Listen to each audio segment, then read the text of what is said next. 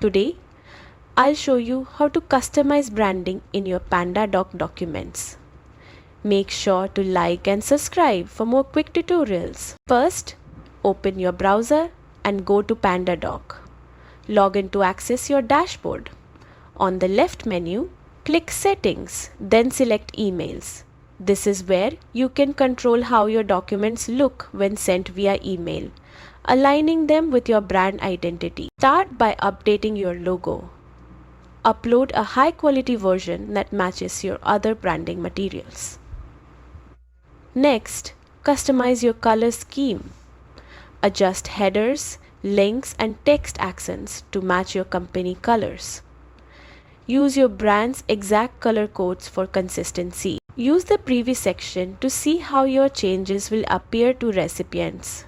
When satisfied, click Save to apply your branding to all future documents. And that's it.